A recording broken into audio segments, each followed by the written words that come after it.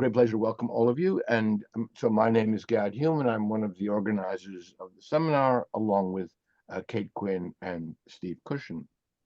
And it's a great personal pleasure for me to welcome Jonathan Connolly to the seminar. John is an assistant professor at the University of Illinois, where indeed he's speaking from.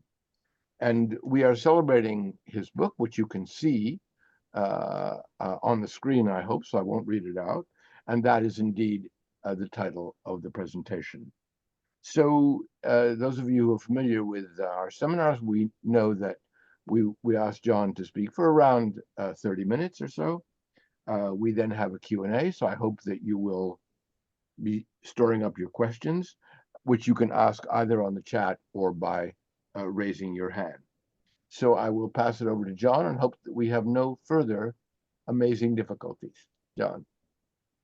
Thank you so much. Thank you for having me and for being here. I'm delighted to be here with you. I wish I were in London with you, but I'm happy to be here virtually from Chicago, from my brutalist office. And I apologize for the technical problem, which was actually on my end. But I'm especially grateful to Gad and Steve and Kate and to the Institute for the Americas for making this event possible. And I'm delighted to speak to you today about my recent book, Worthy of Freedom, Indenture and Free Labor in the Era of Emancipation, which was published by the University of Chicago Press. The book is a study of indentured labor migration from British India to British Guiana and Trinidad, as well as to Mauritius in the Indian Ocean. And as many of you know, those three colonies were sugar-producing colonies and part of a larger plantation complex that had depended fundamentally on African enslavement during the 18th century and before abolition, and that had made the Caribbean in particular a center of imperial wealth. Meanwhile, indenture was a labor relationship with important 17th century precedents in both the Caribbean and North America. And I'm happy to speak more about that later. An indenture was a theoretically voluntary contract binding a worker to work for a period of years in exchange for transportation to a colony, as well as wages and certain forms of maintenance.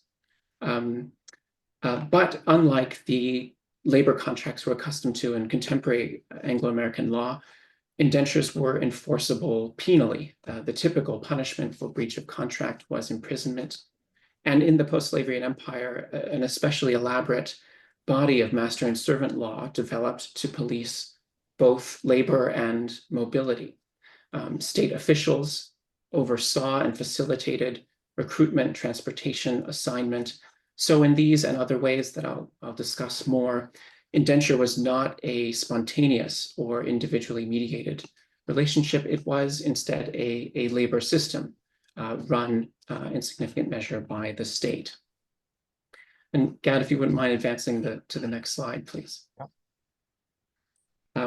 So in the 1830s, as abolition took effect, but before the end of apprenticeship, planters in sugar-producing colonies began attempting to recruit Indian workers under indenture to work on sugar plantations.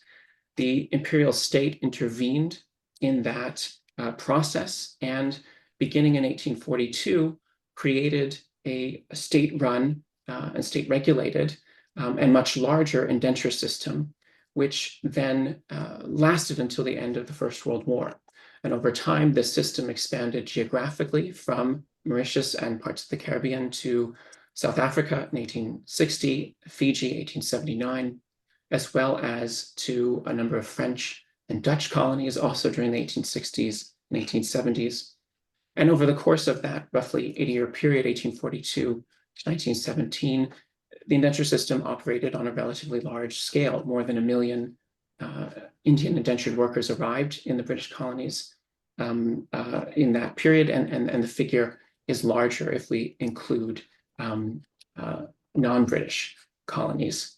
This just throughout, I'll try to share some fragments of some of the source material drawn on for the book. And this is a fragment of the ship's list for the first indenture ship that arrived in Trinidad under the state-regulated system as you can see in 1845, with some bare but important information, names and numbers.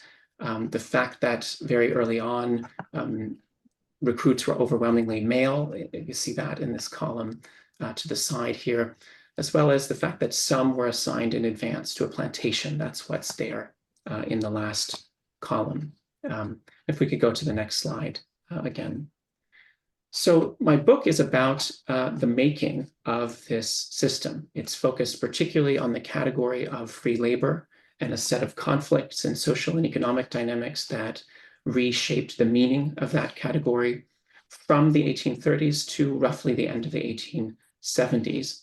I'm interested separately in the end of indenture, and the book flashes forward to discuss the end of indenture in an epilogue, but the substantive arguments are really about the making of the system in this earlier period of emancipation. And the project began with a relatively simple question. In 1840, the colonial secretary, Lord Russell, refused to allow indentured labor migration to British Guiana. And he wrote, as you can see here on the slide, "I'm not prepared to encounter the responsibility of a measure which may lead to a dreadful loss of life on the one hand, or on the other, to a new system of slavery."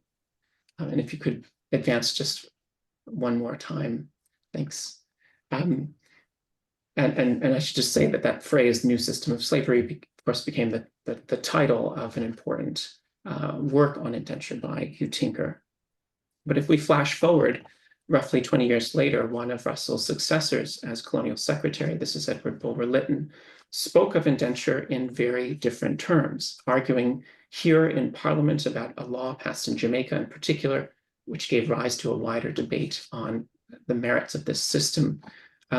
Bulwer Lytton portrayed indenture as being morally just. Rather than a new system of slavery, indenture was, in his view, a means of preserving what he called the sublime experiment of Negro emancipation. And it's also an interesting rhetorical movement in this passage from youth to maturity, innocence to experience, that reflects a broader reconceptualization of anti-slavery values during the 1850s. So these are just illustrative examples, but it was the striking contrast between these perspectives represented in a wide range of other public speech that raised a series of questions for me. Why did indenture become less controversial over time? Why did two prominent officials of the same class, here separated mainly by time, perceive the issue so differently? And stepping back from that, we might ask, how did indenture become free labor? If we could go to the next slide. As I soon realized, these seemingly simple questions implied many others, such that addressing them involved not only the analysis of ideology, but also law, state power, and multiple forms of economic change. In the 1830s and early 1840s, indenture sparked a public scandal. It was a, quote, coolie slave trade for anti-slavery advocates. According to the Times, indenture had revived, and again, quoting here, slavery's most odious horrors. It was also unstable in a more material sense. Local officials clashed with their superiors in London about the boundaries of free labor. Freed people left the plantations in large numbers, as did many indentured immigrants. And then free trade policy destabilized the imperial sugar economy in new ways starting in the mid-1840s, pushing down prices, revenue, and wages. But by the 1870s, all of this had changed quite dramatically. At that point, years of large-scale migration had profoundly reshaped the political economy of emancipation, where indenture took place on a large scale. Plantation production recovered and then came to exceed pre-abolition levels in parts of the empire, a kind of basic but surprising fact, depending on where one's focus is within the wider Caribbean region, which makes some of these British colonies appear to participate in some ways in the pattern that we associate with the second slavery outside of the British Empire. In this context, the laws of indenture had become more stringent, the colonial state more powerful. And indenture by this later period came to be seen as a force for development and for civilization, as a means of preserving, as we saw the sublime experiment of emancipation. We could just advance the slide one more again. Thank you. So the book as a whole seeks to explain this transformation in its multiple facets. It's at once a study of ideas and of structure, of free labor ideology, and labor relations in practice. It's also a study of law, of the ways in which colonial law shaped the historically contingent category of post-slavery free labor, and of related but distinct ways in which law responded to and was applied in three different local contexts. And a slide again, thank you. So to explore this overall pattern of change, I pursue in the book three related but methodologically distinct lines of argument. The first concerns public debate on indenture, mainly in Britain, but also to an extent in India, traced from daily newspapers, from parliamentary speeches, anti-slavery pamphlets, other forms of public discourse. And the goal here is to explain how and why Britons came to see indenture as a legitimate form of free labor during the 1850s and 1860s, in spite of quite widespread public criticism of the system during the 1830s and 1840s. And in the process, I argue that new forms of social scientific thinking associated with race and with liberal political economy transformed public debate on indenture, displacing, in some cases subverting, older anti-slavery modes of conceptualizing long-distance trade and labor. And the fulcrum in this process of change here is a growing perception that emancipation had failed in initially in economic sense, and then a much broader social and moral sense. And this is one of several ways in which the book attempts to connect the history of indenture to the wider history of emancipation. And I'll speak more about that sort of traditional separation in the historiography, but it's a key theme here. And again, just sharing some of the different kinds of source material. This is an extract from an article in The Economist, of course, founded in the 1840s as a free trade newspaper, and one source for making this kind of claim about new ways of thinking, not just about indenture, but about the past history of slavery itself, which then one can trace in other kinds of newspapers moving forward in time. Slide again. Thanks. Then a second line of inquiry concerns law and legal ideology. A wide array of statutes, technically ordinances, passed in Guyana, in Trinidad and Mauritius, shaped the actual legal meaning of indenture, which was by no means stable, changed quite significantly over time.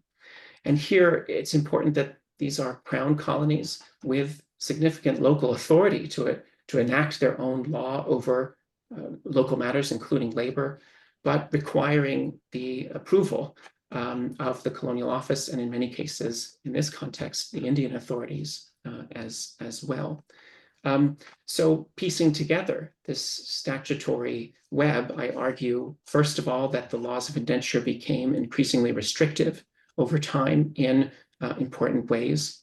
And just one example, a particularly tangible example, has to do with the length, the maximum contract length allowed, which was initially 1 year, but then is extended over time to 3 years, 5 years, and then 5-year periods of re-indenture. There are many other aspects of the law that also change, but this is a kind of direct example of the pattern of intensification over time that I trace. But in doing that, my goal is not to suggest that indenture replicated slavery in an absolute sense. Instead, I hope to explain how shifting notions of race and personhood reshaped the legal category of free labor. In other words, to explain not just that, but why the law became more restrictive in this context, again, mainly with reference to the ideological presumptions of the officials who oversaw the system. And so, again, sharing some different kinds of source material here, those ordinances, these basic bodies of law in each of the colonies tend to look like this, printed and bound in volumes. These are ordinances from Trinidad. If we can slide forward to the next image.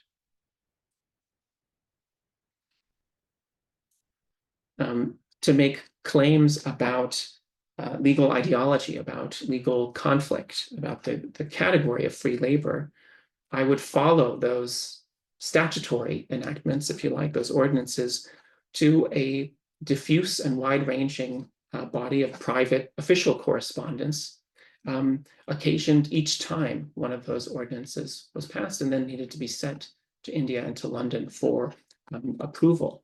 So for an example of this kind of material, it's not all this messy, but this is a lengthy internal memorandum written by the colonial secretary, Earl Grey, in 1849. And he's writing in response to an ordinance enacted in Trinidad, which had proposed to significantly alter the then law of indenture by increasing the contract length and associated penalties on the contract.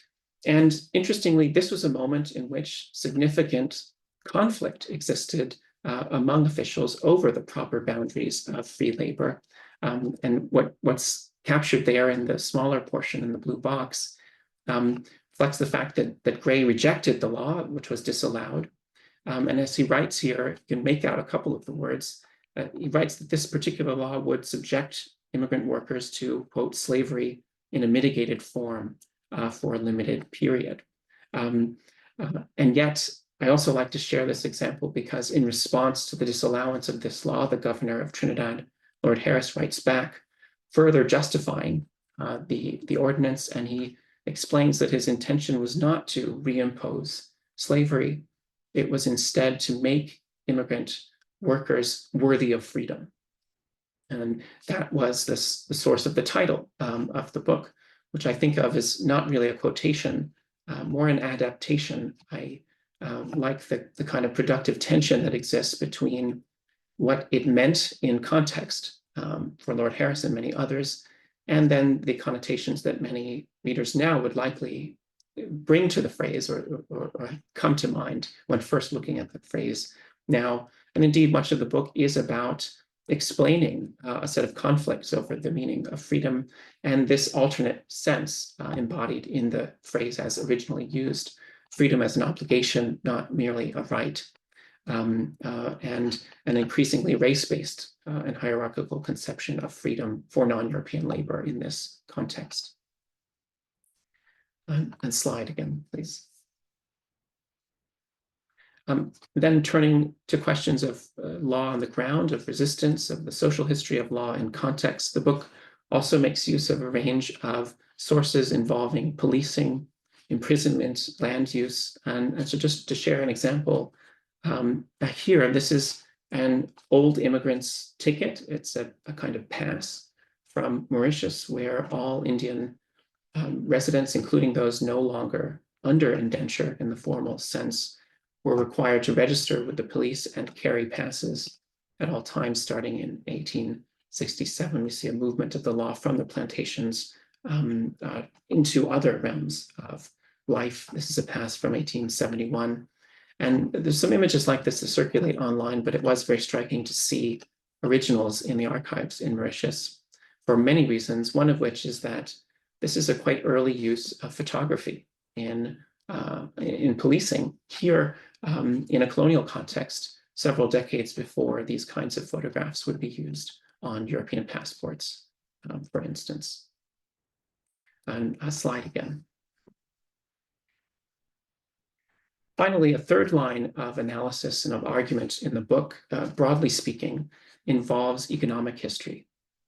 And my goal here is to show how the indenture system was consolidated in a material sense, and then how the imperial state used indenture to reshape the political economy of emancipation. There's a lot to say here about struggles over wages and land, about the responses of indentured workers to the growing police powers of the state, and then, of course, about free trade and sugar production. But I thought the example I'd share in today's talk is this, and I'll just mention as an aside, I wanted to include this because I originally worked out some of these arguments in an article for Slavery and Abolition, working with GAD, and in that sense, I'm especially grateful to be in this talk today and to acknowledge that that your advice then, of course, shaped the book, which took another couple of years. But so here, an example of the kinds of arguments in this third line involves state subsidies for indenture. The cost of this migration was quite significant, particularly from India to the Caribbean, of course, a longer journey than to the Indian Ocean. And on a large scale, planters couldn't afford to pay that cost on their own, nor could individual colonial governments. And so what evolved as a result was a system of debt finance used to subsidize larger scale migration. This is a fragmentary loan record from British Guiana, and on the basis of many of these kinds of records, I show how colonies like Guyana accrued debt, which was guaranteed both by colonial revenue and in some cases the imperial treasury, to fund indentured labor migration and expand the system.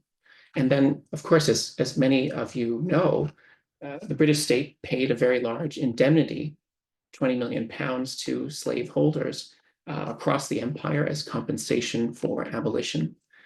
Planters in this context, interestingly, demanded state subsidies as an additional form of compensation. And crucially, because colonial revenues depended on a highly regressive system of taxation, of indirect taxation, interest and loan payments on this debt over time indirectly transferred wealth from free people back to the plantations. Meanwhile, subsidies for indenture contributed over time to dramatic increases in sugar production. And so in these ways, state funding was one of several means by which indenture was used to shape and limit the socioeconomic possibilities of emancipation for both indentured immigrants and for the formerly enslaved. And that's really the key theme in this third line of analysis. We could go to the next slide. So while these lines of argument are methodologically distinct, in the book they're intertwined with one another in chapters that proceed chronologically rather than thematically. And that decision reflected a broader interest in the porousness of history as a discipline, in the fact that history, of course, draws on many other disciplines to explain change in quite different ways. And while this project began as a cultural history of imperial power, it expanded significantly over time. And this braided structure, my hope is that it allows for some deliberate reflection about relationships across these different approaches, across levels, if you like, relationships between cultural and economic history, for instance. And so on that note, one key relationship here is that between ideology and structure, ideas and economic change. This is, of course, of longstanding interest to historians of abolition. And two of the watchwords in the book, normalization and consolidation, refer to ideological and material change, respectively. But neither realm has determinative priority over the other. Indenture functioned to sustain plantation production, and perceptions of economic need at various points clearly shaped indenture policy. At the same time, I think ideology mattered from an economic perspective. Ideological conceptions of non-European free labor underlay a pattern of state action that quite clearly shaped economic activity, that remade the economic conditions in which all of this was perceived. So in that sense, by the end, I came to think of economic success and failure as being themselves part of a larger ideological constellation that turned decidedly in favor of indenture during the 1850s. Slide again, thank you. Oops, yes. And so these concerns play a role in the book's substantive arguments about liberalism and empire. And I address that theme first at the level of liberal thought, building on, of course, a large body of literature which influenced this work, which is frequently taken as a starting point, the kind of tension or perhaps paradox between the articulation of liberal political ideas during the 19th century and ongoing imperial expansion. And in that regard, and building on that literature, try to shift focus from the key canonical thinkers like Mill, who have, for good reason, featured centrally there, to less well-known imperial officials whose thinking was clearly less systematic, but arguably more impactful on an everyday, in the everyday sense, on actual policy. And the book traces a shift away from a kind of liberal and relatively universalistic conception of free labor during the 1840s to a more firmly hierarchical, race-based approach. And so thinking back to that exchange with Earl Grey in 1849, the conceptual basis for disallowing that law and disallowing contracts longer than 1 year at that period was a kind of liberalism, a belief that non-European workers would respond to the same rational incentives as European workers, and that direct legal coercion was necessarily inefficient.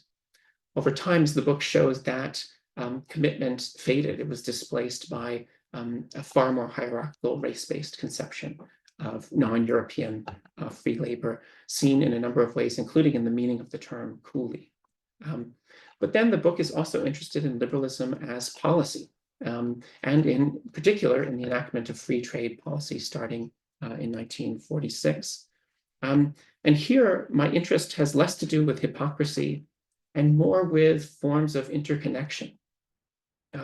And in trying to explain an essential and I think still salient connection between meeting the goals of the domestic free trade movement, of course, an important popular political movement, and an intensification of labor control in parts of the empire, in this case, in the post-slavery empire. I think that's a connection that we continue to live with in significant ways. And if we can advance to the next slide. And maybe just a bit further to get some of the text on the screen. I know I had these animations in here. So thinking about universalism and difference relates as well to the book's arguments about race. And here, if I can just use some important literature as blocking literature, which certainly influenced my thinking, and which I imagine many are familiar with. Many historians have argued that European racial attitudes hardened over the course of the 19th century, but they have sought to explain that change in quite different ways. And if we could maybe slide through a few more. Yes. So historians of science have pointed to the emergence of a biological conception of race, the displacement of the biblical theory of monogenesis. Historians of different kinds of colonial encounters have emphasized other forms of more local social and religious conflict, often between missionaries and indigenous peoples. And then still other work, certainly of particular importance or influential to me, to my thinking, has emphasized larger scale acts of rebellion against colonial rule, 1857 in India, 1865 in Jamaica. And in rightly rejecting economic determinism, some of this work has at times disassociated the history of race from its various economic contexts.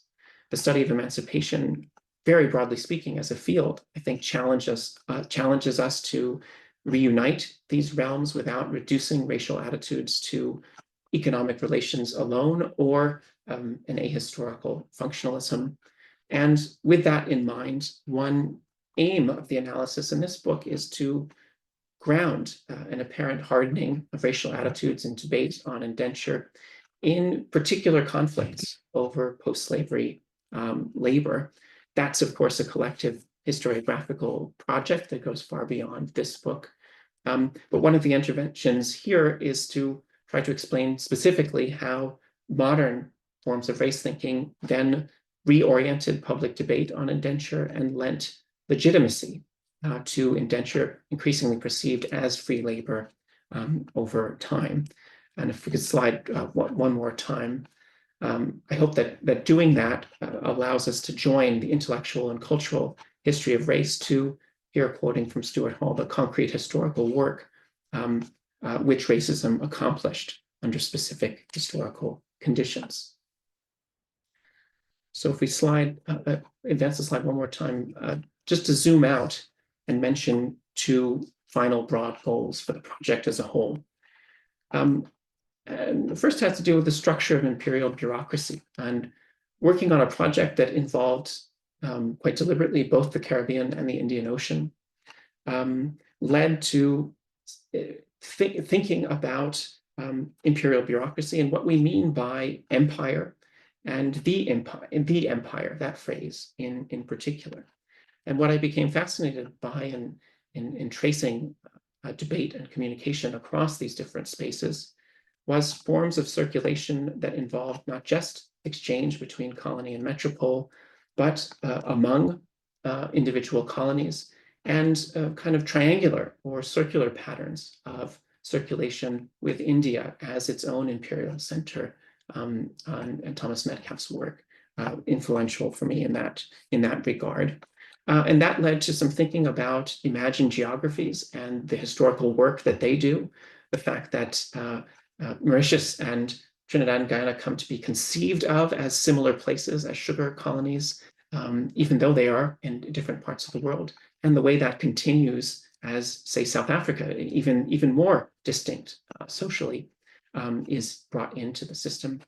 And it also led to ways of thinking about imperial decision-making that rely less on presuming a singular imperial mind and place more emphasis on negotiation and conflict across different levels of imperial bureaucracy. And to the last slide, if you wouldn't mind, thank you. And finally, just a unifying theme and I hope intervention which encompasses many of the arguments I've mentioned in the talk, and that is to say that the book attempts to connect the study of indenture to the study of emancipation and the wider history of emancipation as a field. And in some ways that might sound odd, but traditionally much work on indenture has remained separate historiographically from other work on emancipation, which in the British context has, for good reason, tended to focus heavily on Jamaica and on freed people of African descent. And there are, of course, many good reasons for that separation, talking about enormous fields of study, including with regard to indenture, which I think is a field that has sometimes been treated as a subject. Nonetheless, a key goal for me historiographically was a kind of integration to show how indenture was part of what Thomas Holt called the problem of freedom in post-emancipation societies. Abolition ended formal slavery without defining freedom, and as a result, emancipation was a contested process rather than a triumphal event. So if many have studied indenture in relation to slavery and attempted to make arguments about whether indenture resembled slavery or not, in this book, the key focus, the more important relationship is between indenture and emancipation. That is to say, to explain how the colonial state used indenture to reshape post-slavery free labor, whose meaning was unfixed for both Indian immigrants and free people alike. So thank you very much. I'll stop there. And I'm very eager to hear your thoughts and questions. That's great. It's really interesting. Lots of various things to say. Of course, the plug for both your article and for Slavery and Abolition is always welcome. And on that subject, and you may not have seen it, other people may not have seen, but it's interesting that there is a critique in the forthcoming December issue of Tinker's book, 50 years later since publication by Richard Allen, which is quite interesting in the context of what you're talking about. Of course, people now should be thinking about questions and raising their hands and this sort of thing, which you all, I hope, are familiar with. And I will open the chat. There we are. Um, um, so that people can think. Now, one of the things that I thought about was interesting. I mean, there are many things that you mentioned, but I can't remember if it's in your article or not, that particular article, but you mentioned in passing that this kind of the whole time frame and developments is associated with what, as you described, as or has been described as the second slavery. And that's quite interesting because we don't think of the second slavery in this context. So maybe that's a point while people are thinking might be worth expanding on. Yes, absolutely. As I said, though it's the basic facts about rising sugar production are fairly simple, they did come as a surprise to me reading Blue Books at Kew, and lead to some broader rethinking about the time period, as you've said. And so one thing I find fascinating is that initially perceptions of economic decline, which are based nearly entirely on decreasing sugar production figures, are a key source of justification for introducing an indenture system during the 1840s. Mm-hmm. And yet, starting in the 1850s, there is a material and conceptual reversal, which is that in this part of the empire, in Mauritius and Guyana, sugar production begins to increase. Prices also begin to increase in the 1850s for global reasons. And by the late 1850s, there's a very different economic picture, a picture of economic success, which is then celebrated. With Mauritius as a particular example, and it's quite striking because, of course, Mauritius is a particular antagonist for anti-slavery thinkers 30 years earlier, because of its ongoing role in the illegal slave trade. And now it's held up as a picture of success. And in this later period, indenture is largely defined as free labor. And looking beyond the British Empire to Cuba, to Brazil, and to the US South, the argument is made in an increasingly widespread fashion that indenture is a form of free labor that can compete with formal slavery outside the British Empire. And there's again, a reversal in the anti-slavery, the use of anti-slavery language now to support indenture, not to critique it, as in the 1830s and 40s. So both economically and conceptually, this involves, I think, first looking outside the British Empire and thinking about relationships across the region, which were important to historical actors at the time. And to say that the pattern of rising sugar production above pre-abolition levels in some ways parallels the pattern identified as the second slavery elsewhere, but also conceptually, it creates a new ground for justifying indenture as free labor, and even as a kind of anti-slavery in relation to Cuba in particular. Mm-hmm. Interesting, really interesting. So there's a question in the chat, which thanks you, of course, and says, how long were individual indentured servitude periods for Trinidad, Tobago, Guyana, Mauritius? How long does someone have to labor for? I think you talked about this, but you could expand on that, sure. No, absolutely. It's worth emphasizing that it's not static.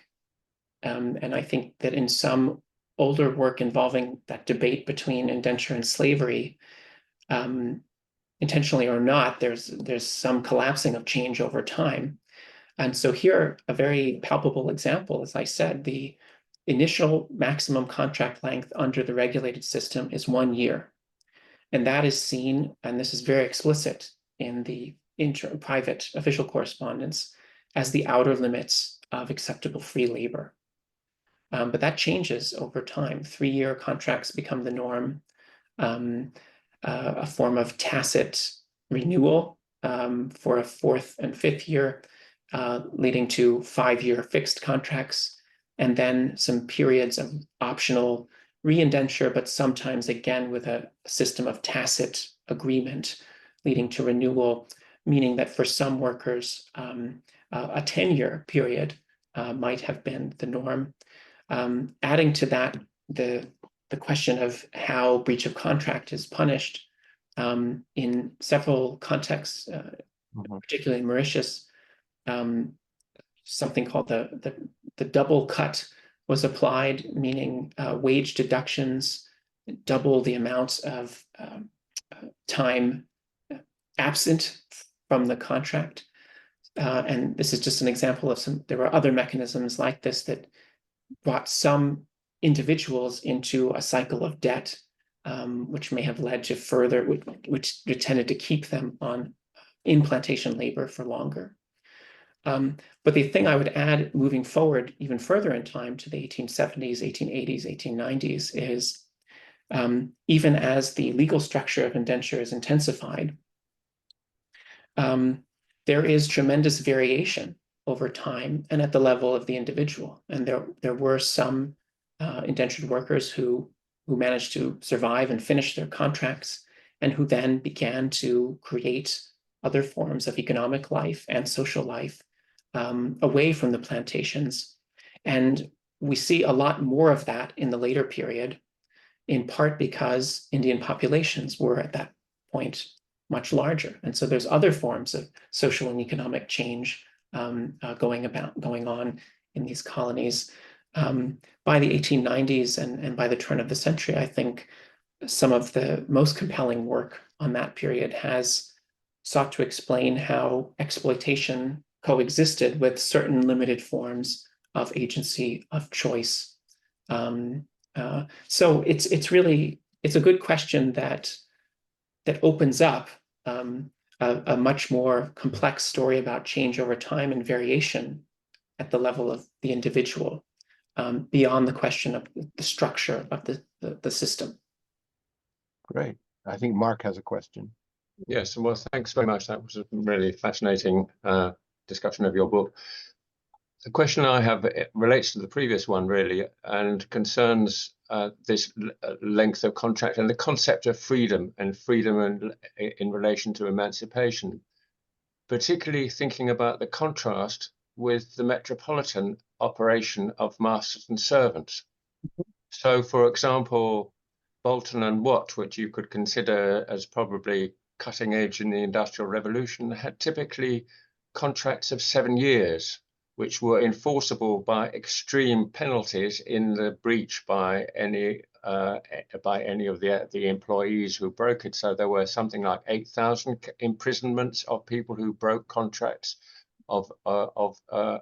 So how would you explain this contrast between the debate about length of contract as being an issue of unfreedom in relation to indentured servants, but at the same time in the metropole you had the length of contracts which were far in excess of those which were developed in relation to indenture? And I'm thinking also of how Stanziani makes these comparisons between the legal frameworks of the metropole in concepts of indentured servitude in a comparative sense, and of the legal concept of indentured servitude in the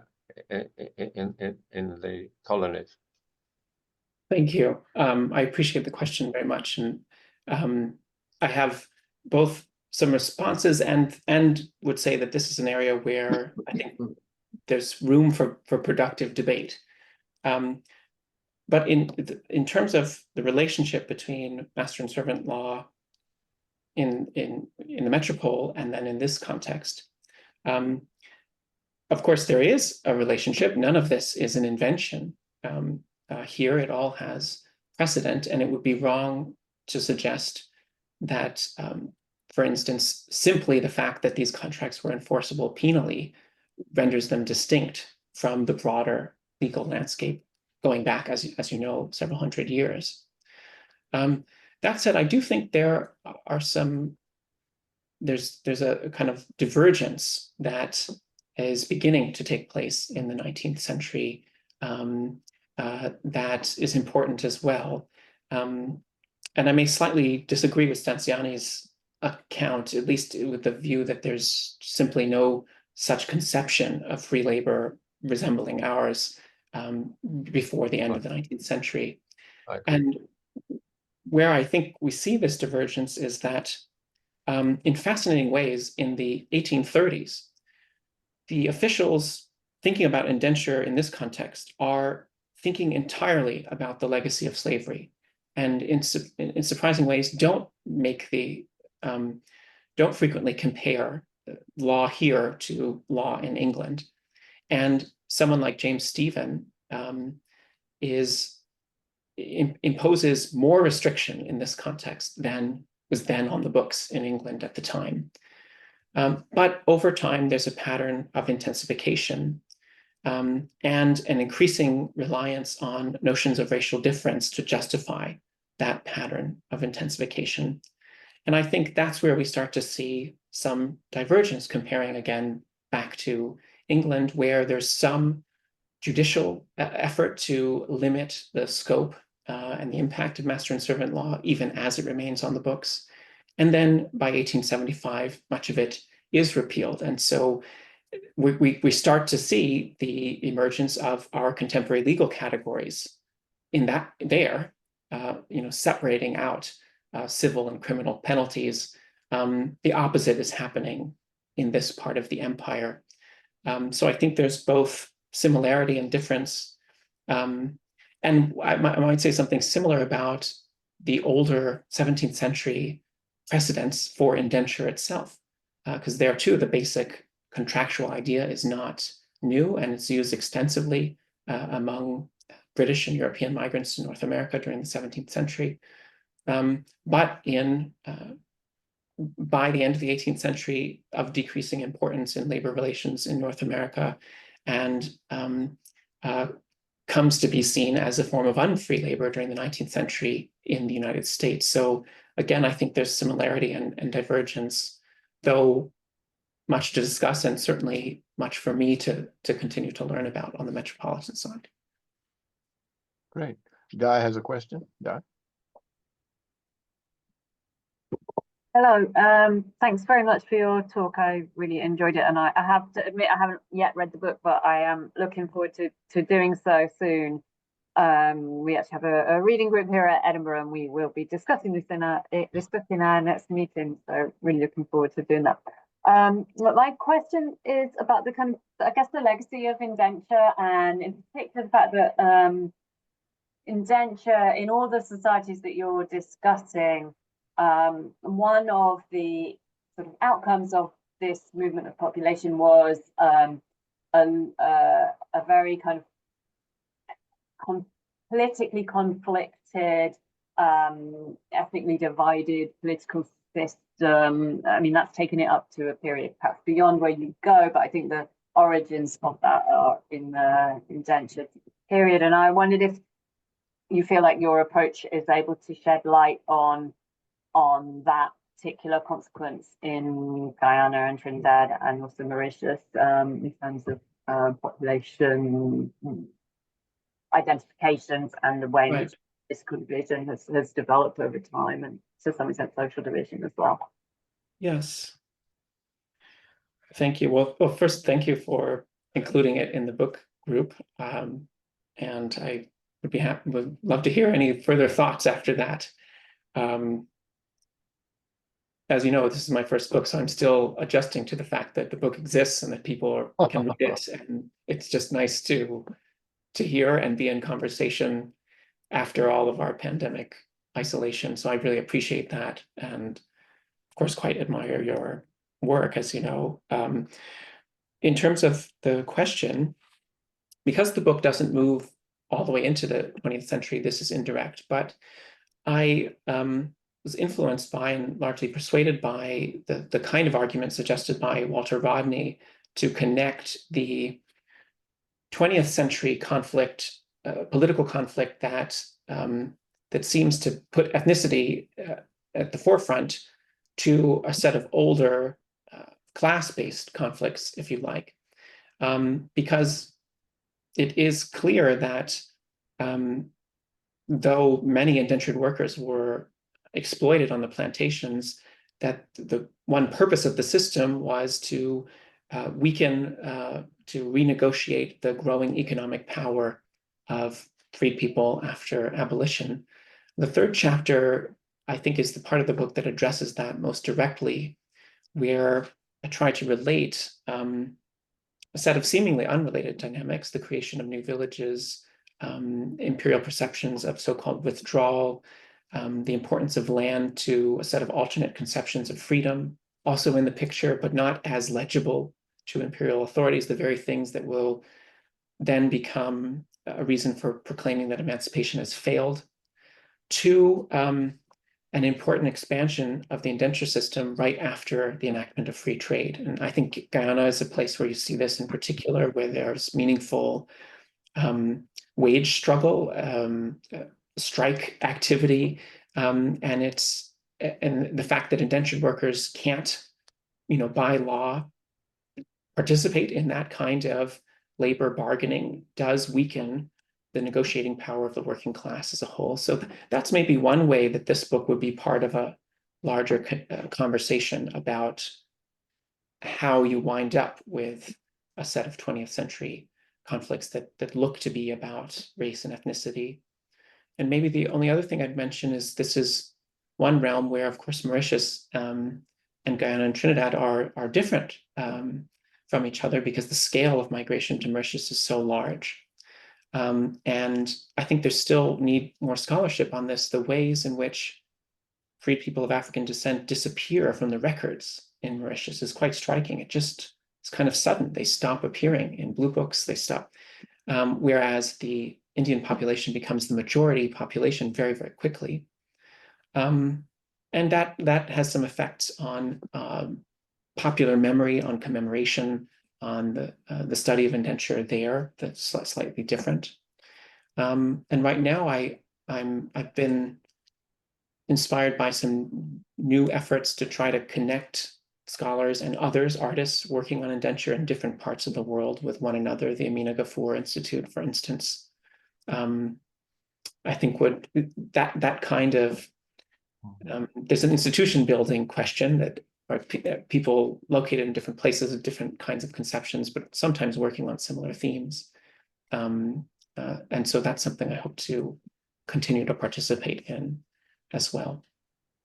Thank you. I have an undergraduate dissertation student working on people of African descent in Mauritius in the mid-20th century right now. So maybe I could be in touch by email. I mean, yes, that's great. Thanks. Okay, thanks for that, Di. So I'll put a couple of questions in the chat to you at once, because there's also someone else who wants to come in, and we're working you pretty hard, so there'll be a time limit, I suppose. But so here are a couple of questions from the chat. Thank you, of course. But then can you say a bit about how, and this is just about what you were talking about, can you say a bit about how ideas and observations about artistic / creative practices, especially musical, appear in the shifting discourses on indenture, from public scandal to acceptance? Do your sources reveal significant insight on these practices? So that's one series of questions.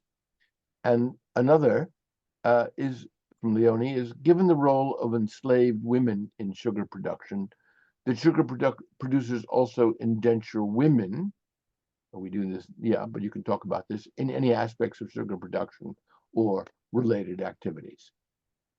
Those two questions.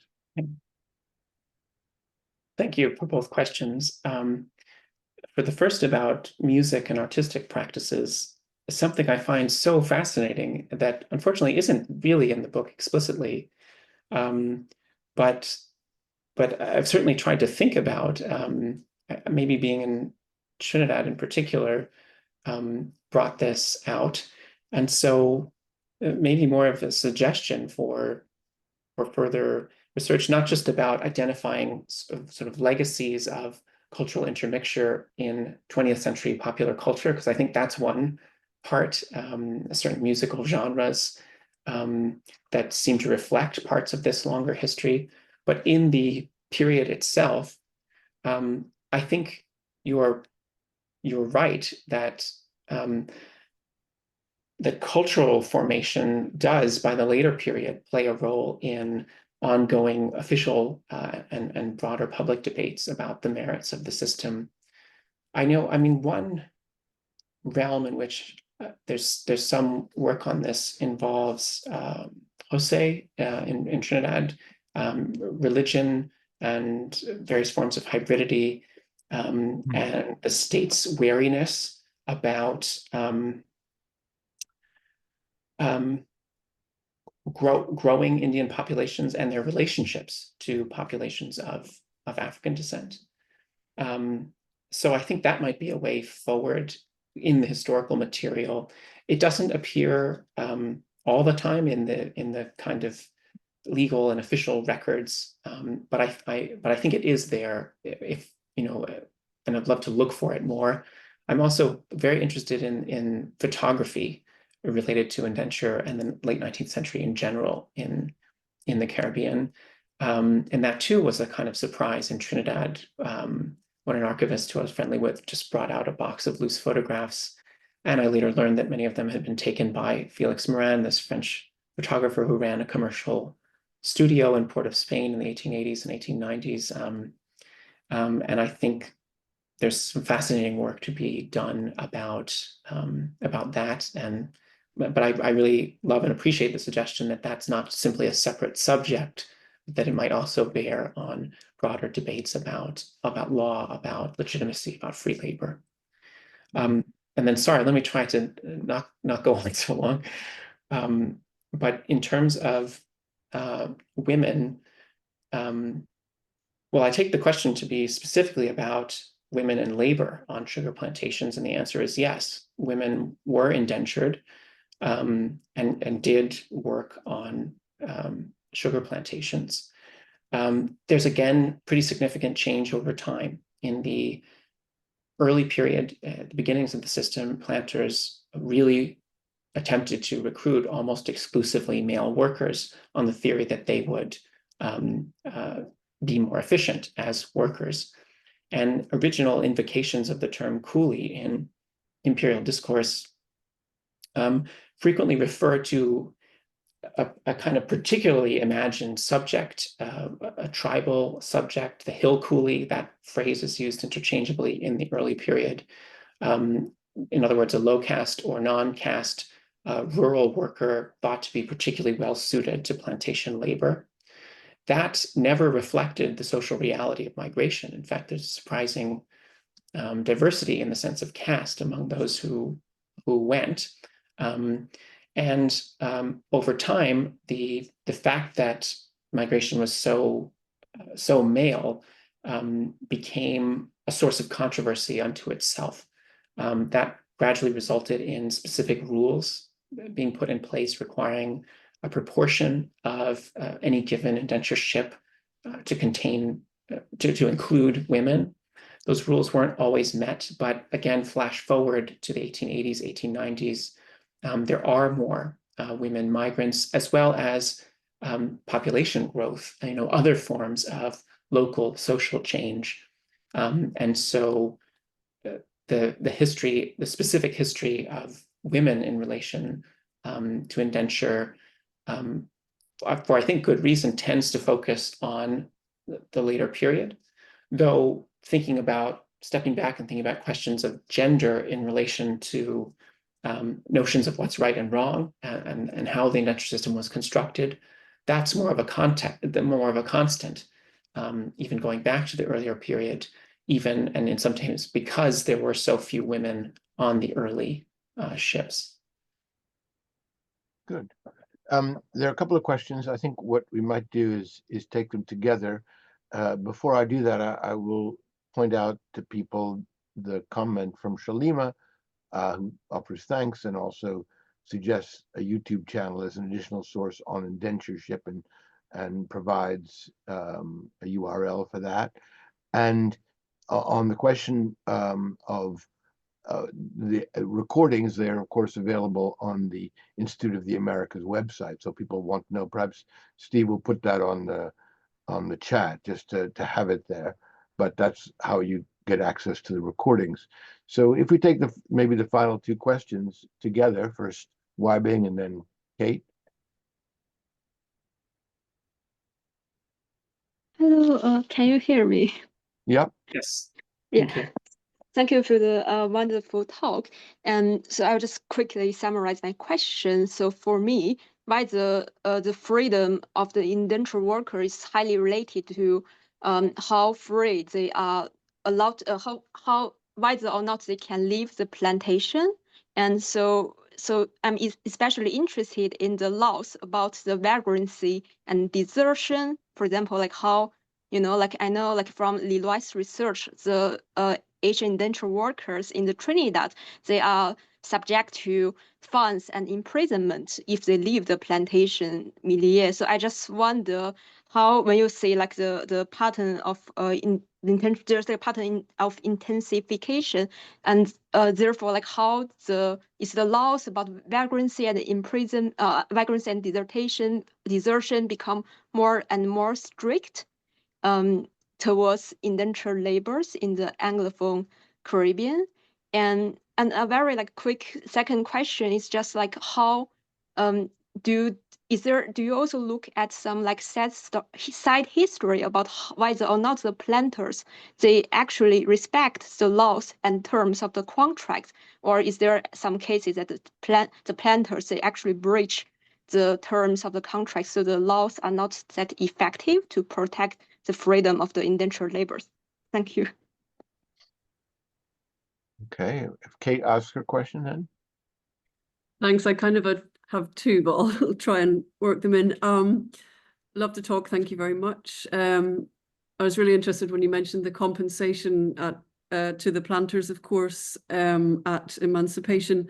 And I wondered if you had any examples of planters using the compensation money directly to kind of reorient their business, if you like, to invest in the shift to indenture, or if, as you said, they relied on the state subsidy or saw the state subsidy as an additional form of compensation. But I'm just wondering about the kind of recirculation of that compensation money into the endeavor of indenture. And then I guess I'm not sure how to formulate the question, but I was really interested in your, obviously linking the racial discourse and the shifts over time in relation to what's understood as free labor. Mm-hmm. Could you say anything about shifts over time on how certain groups, i.e. Indians and Chinese, largely for the case of the British Empire, are considered to be particularly eligible to be indentured or not? Or if it's just I'll end there. Thank you for all these questions, really fantastic questions. On vagrancy, you're absolutely right. Policing labor focused in large part on mobility and attempts to keep people on plantations against efforts by some individuals to leave. And as a result, vagrancy law is one of the main bodies of law that's relevant here. And absences came to be defined in different kinds of ways. Desertion is, in all of these contexts, defined as a specific crime, usually meaning absence for more than 3 days. And punishments for vagrancy were then usually separate and additional to punishments for breach of the contract itself. But as you suggested, this is another way in which people were imprisoned for violating the terms of the contract.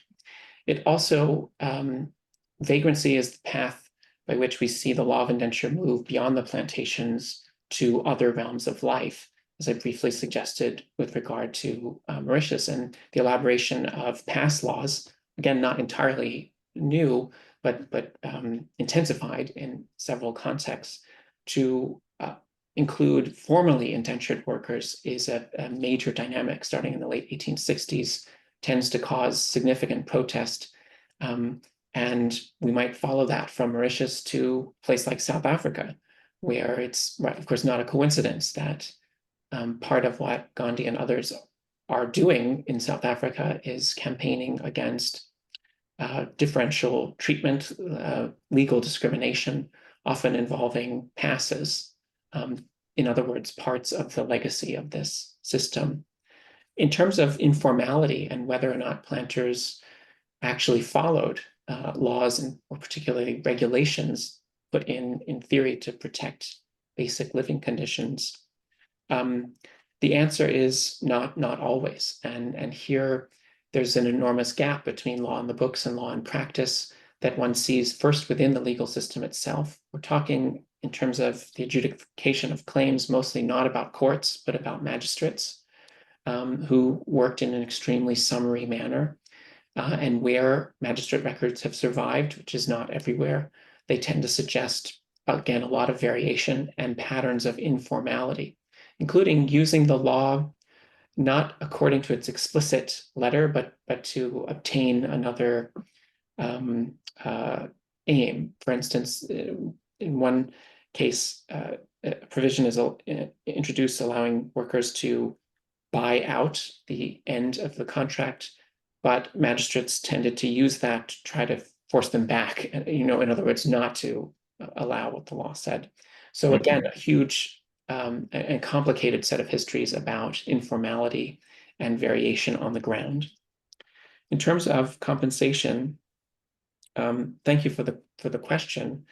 And again, maybe to acknowledge some inspiration here, when I was doing the dissertation version of this project and was doing research in London, that was when the Legacies project began to publish, and that changed my thinking and really led to the development of more substantial economic history arguments within the project. So I primarily became interested in how additional compensation was claimed and then not distributed on an individual level, but in this kind of system level through state subsidies. But I think your question is a very good one. We're potentially at an earlier stage. Were there the states, individuals who used compensation money in ways that laid a groundwork for the expanding indenture system? My guess is that there are examples of that, particularly because as the system expanded, many planters then put more new land under cultivation. That's part of the story about increasing production. It's not just the same land. There's a process of expansion. So I think that would be really fascinating. And then some of the more well-known figures like John Gladstone, who plays an important early role in indenture. Others have traced, of course, where some of that compensation money went. But I think that's a wonderful further project using the database. And then in terms of free labor, and was there something specific about Indian workers or the way Indian workers were imagined? I think yes, though in this realm there's a lot of post hoc rationalization. I mean, planters attempt to recruit workers from a number of different places.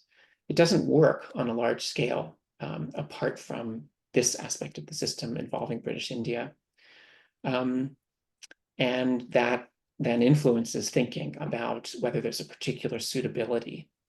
But the other thing I would say is that I think there is, tracing the meaning of the term coolie, one sees a pattern of change, where, as I said initially, there's an imagined reference to specific groups of people.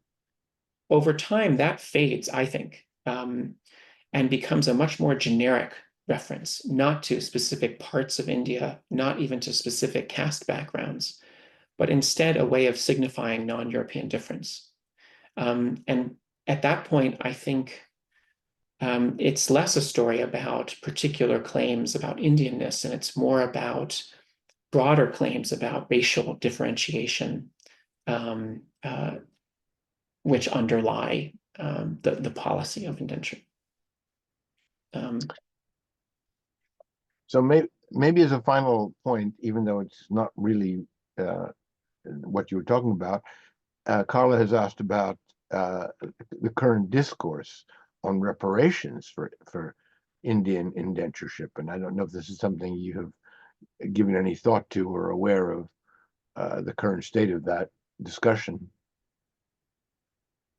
Thank you. I think that while it's not in the book explicitly, this is maybe a really important realm of contemporary debate where maybe the book could take part in a larger conversation.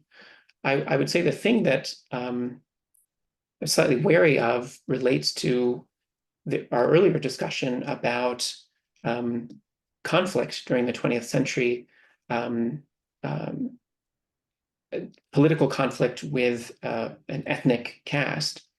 And I have seen some discussions involving reparations and indenture move in a direction of kind of comparative suffering that I think is slightly dangerous in tending toward naturalizing, distinctions among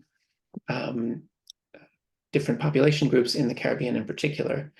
That said, while I think that's something to be cautious of, there are other ways in which the longer history of indenture maybe should be part of the contemporary conversation about reparations. I do think that the system of indenture affects economic life for both indentured workers and freed people of African descent. That if we insert the story of indenture into the broader history of compensation and to a kind of deliberate foreclosure of certain forms of socioeconomic change raised, at least the possibility raised by abolition, then there may be some ways in which indirectly, but importantly, indenture is associated with longer term patterns of inequality and plays a meaningful role in the broader question of reparations, what those reparations look like. I think there would maybe be important to think about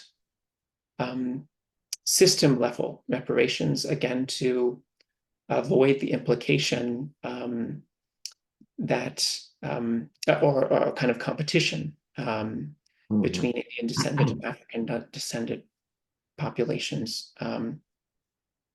And I'm seeing just some further points in the chat, which I appreciate and agree. Yeah. In fact, I meant to say before, when Shalima mentioned, I did a previous talk organized by the Indo-Caribbean Cultural Center, one of the key groups sponsoring broader discussions of indenture across different parts of the former British world. And Michael has mentioned a particular program by my Warwick colleague, David Dabadine. Yes. Yeah, I think this is a topic which really can go on. I mean, I have other questions, but maybe on our next meeting, John, we can explore them. But before I thank you, let me just mention that our next seminar actually is an interesting continuity because it will also be about Guyana. Lyndon Lewis will be talking about his book on Forbes Burnham, and that's on December the 4th. So people might want to note that you just register on the Institute of the Americas website and see the continuities from what John was just, in a way, different and similar from what you've been talking about. But I think this was predictably, given our previous contact, a fascinating talk, and I think the questions that have arisen reflect that. So we're very grateful to you for this. It's really interesting, and it's great to see you again, though I prefer it in person, as you said. And next time in person. And let's hope we can do that soon. But I think all of us will give you a round of applause and thank you very much for this. And congratulations again on the book. I think that's great. And you'll see the questions in the chat and all of that. So thank you. So John, we'll be in touch, I feel certain. And yes, absolutely. And thank you again. It was really a pleasure and honor to be here. Thank you to everyone for attending and for your questions. That's great. I'd be happy to to speak with anyone about related projects or other. Lots of thank yous and interesting, and you'll see that. Yeah. And Yeah. so very good. And yeah, I hope the semester continues to go well. And despite the developments, you know where and you know what, that Yeah. somehow we all survive. But Yeah. Thanks. Also an important reason to reinforce some of our intellectual community. Absolutely essential, I would have said. In the face of what is coming, which looks, dare I say it, worse and worse. But let's not go there at the moment. Yeah, yeah. So thanks very much, and yeah, we'll be in touch. Thanks again. Thank you.